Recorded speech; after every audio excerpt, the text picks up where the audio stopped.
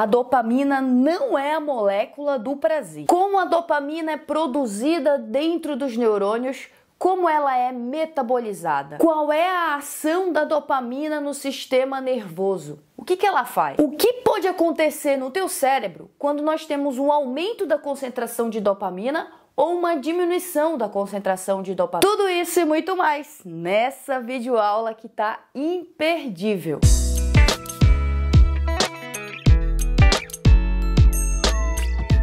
Olá pessoal, eu sou a professora Vanessa Novaes e na aula de hoje nós vamos entender o que é a dopamina, onde ela é produzida, como ela é metabolizada, quais são as suas funções e vamos desmistificar um monte de coisa. Primeira coisa, a dopamina é aquilo que a gente chama de neurotransmissor.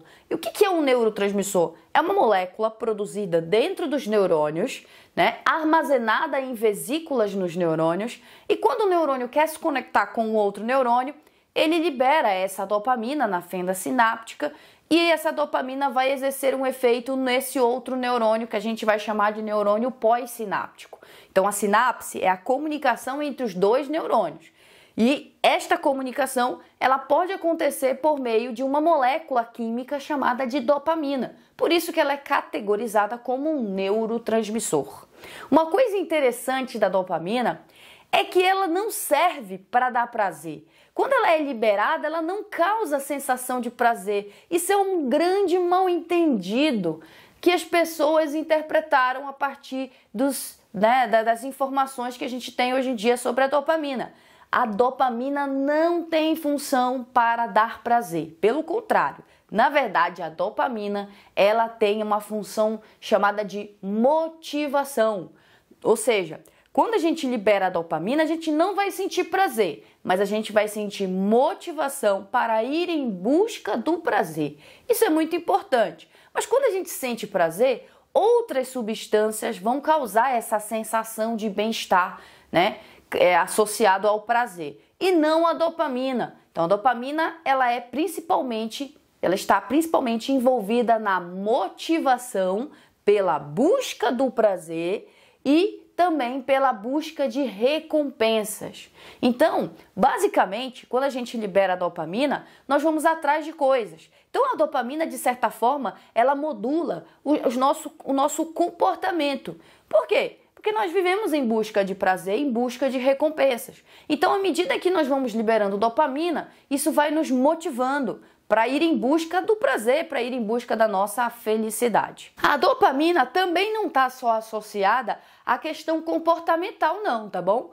Por exemplo, a dopamina ela é muito importante para o controle motor, tá bom? Então, existe sim a presença de dopamina ali lá nos núcleos da base, que são estruturas dentro do cérebro envolvido no início e no término dos movimentos. Então, é muito importante, ao se mover, nós precisamos de dopamina também.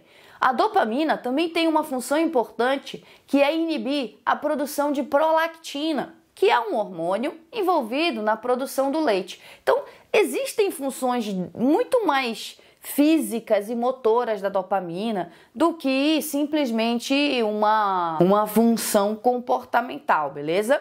A dopamina é produzido em uns neurônios chamados de neurônios dopaminérgicos. Estes neurônios estão localizados em diferentes regiões do encéfalo. Vamos entender onde estão esses neurônios produtores da dopamina. Existem 4 vias dopaminérgicas no encéfalo, ou seja, 4 regiões onde essa dopamina é produzida e secretada numa estrutura-alvo.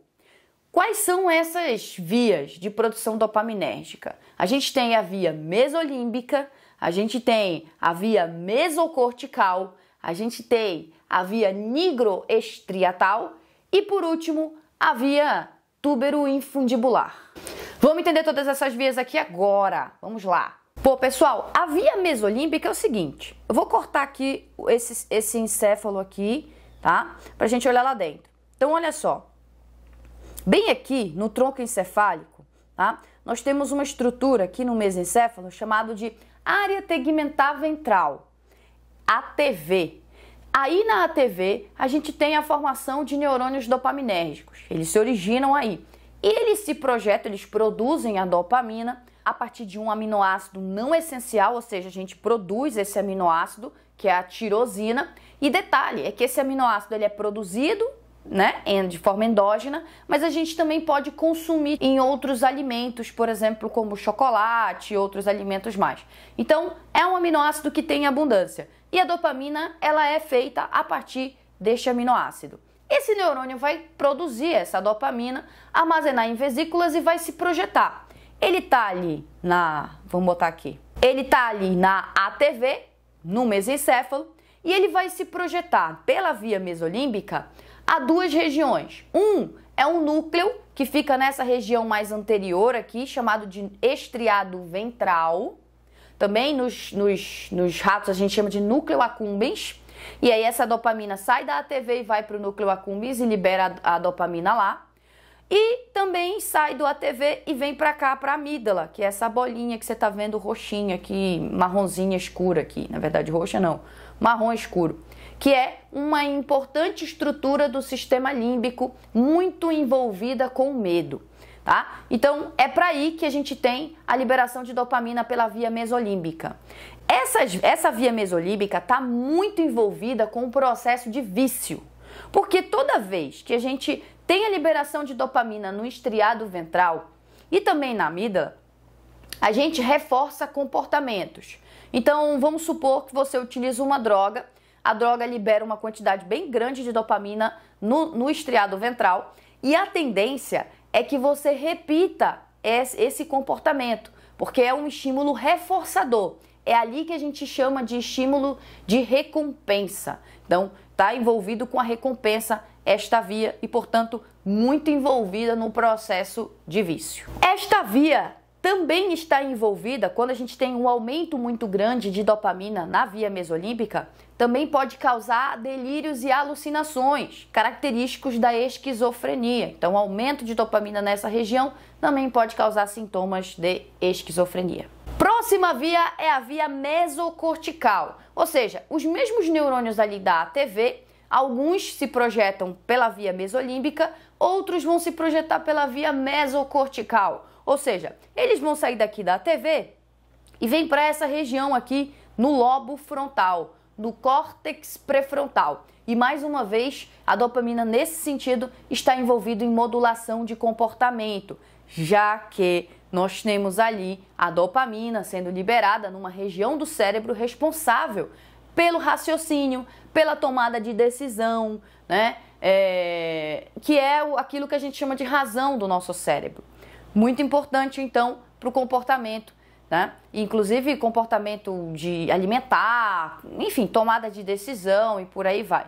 A outra via dopaminérgica é a via nigroestriatal. Também está no mesencéfalo esse neurônio, só que ele não está mais na ATV. Ele está numa região do mesencéfalo chamada de substância negra.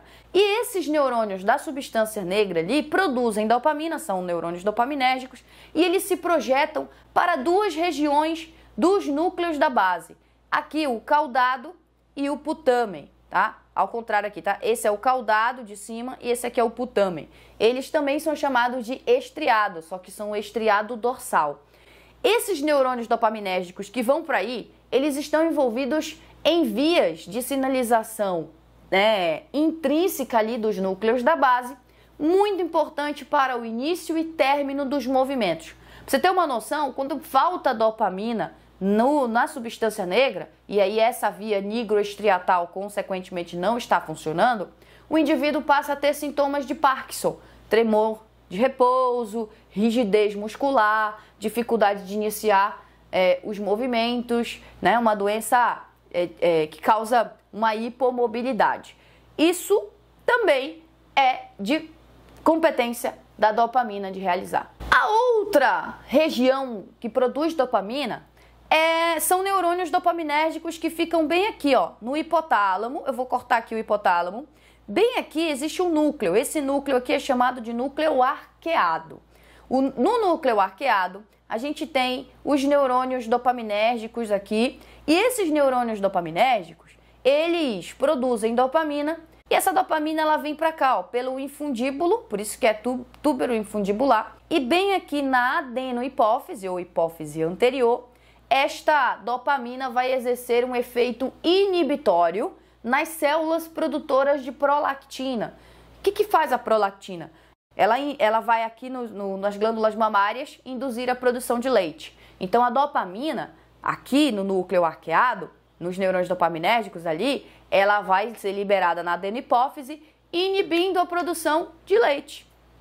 A diminuição de dopamina nessa região do núcleo arqueado ali do hipotálamo pode causar, e é normal ter essa diminuição de dopamina aí, já que na grávida a gente precisa produzir o leite, então a gente precisa produzir a prolactina, né? Então é normal a dopamina cair nessa região para justamente permitir a produção de prolactina e permitir então a produção de leite. Mas essa diminuição de dopamina nessa região pode causar a depressão pós-parto, que é muito comum, né, nas grávidas. Se você quer entender melhor como que a via mesolímbica funciona e a mesocortical funciona durante o vício, assista uma videoaula que está disponível aqui no canal sobre os efeitos das drogas na via mesolímbica e na via mesocortical, que faz inclusive com que o indivíduo comece a tomar péssimas decisões e viver em função de ir em busca deste prazer causado pela presença das drogas.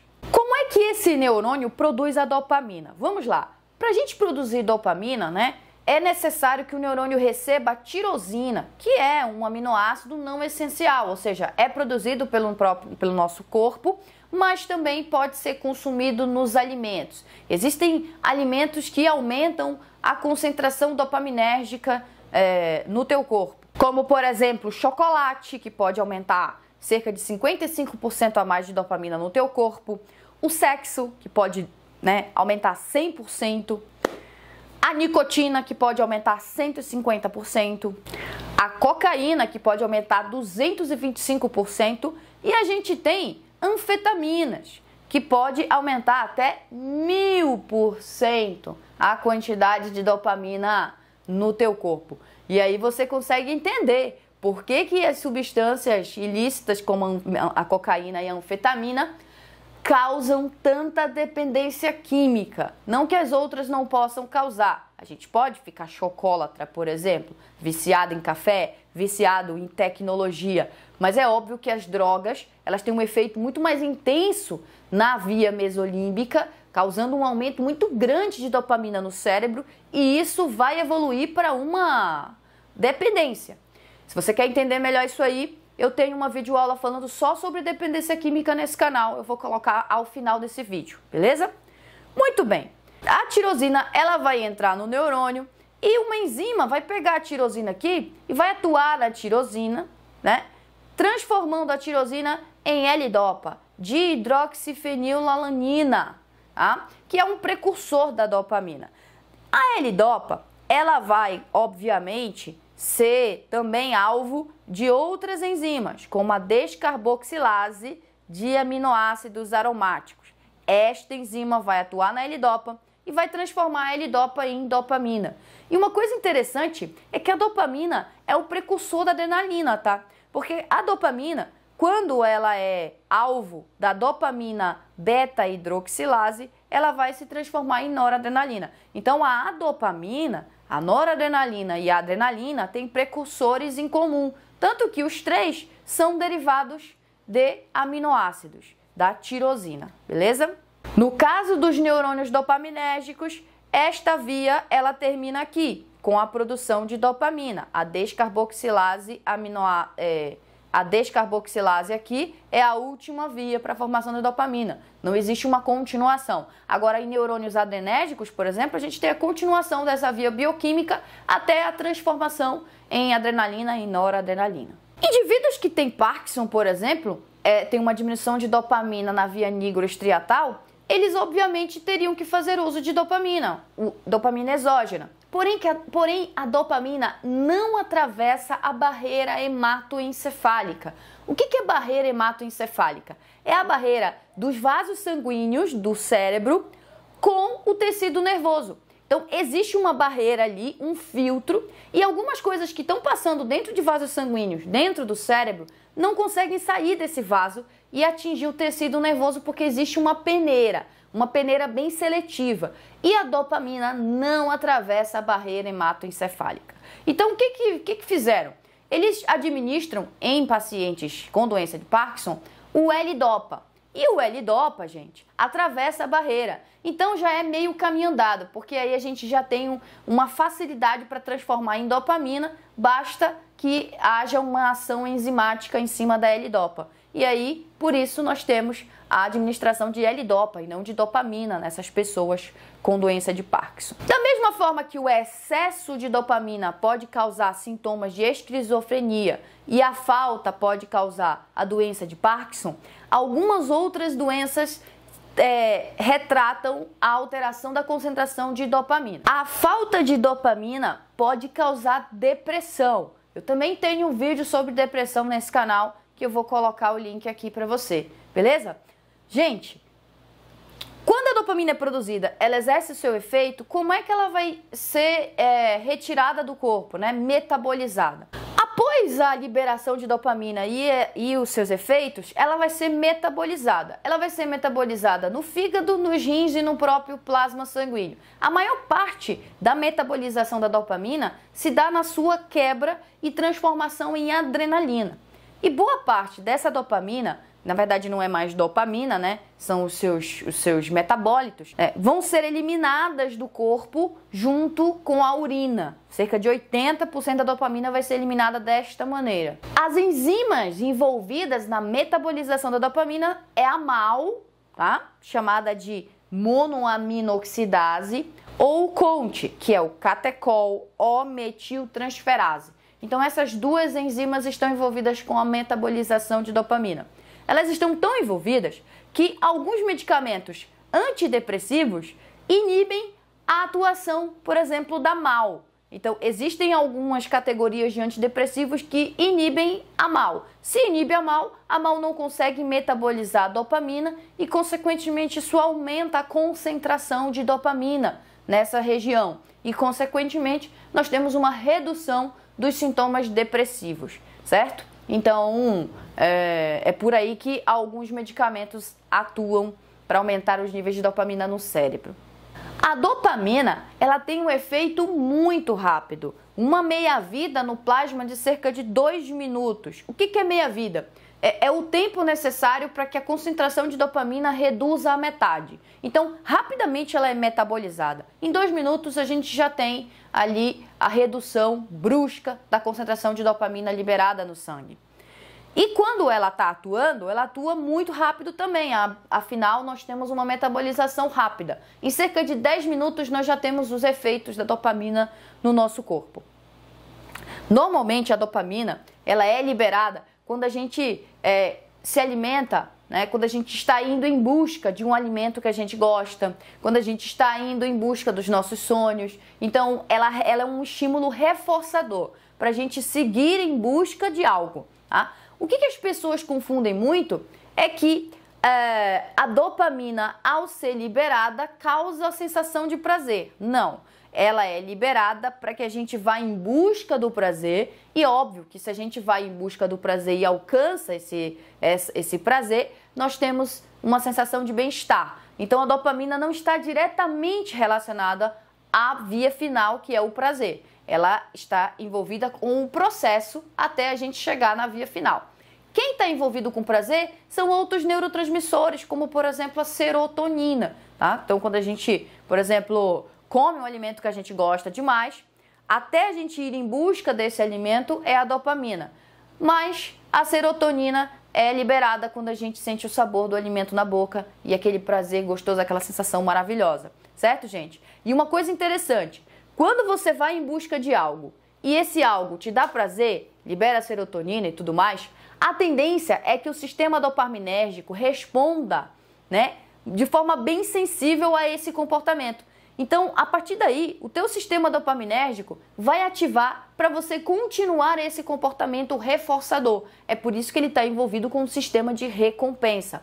Isso é muito importante para você entender de onde surgiu essa história de jejum de dopamina, que é o nosso próximo vídeo. Então, daqui a pouquinho, na semana que vem, eu vou falar um pouquinho de onde surgiu essa história de jejum de dopamina, por que jejum de dopamina funciona ou não funciona, de onde surgiu, quem inventou essa história e se isso tem base científica. Na semana que vem eu vou soltar essa videoaula. E se você curtiu, não deixe de compartilhar com seus colegas, comentar o que você gostou do vídeo, curtir e te vejo na semana que vem.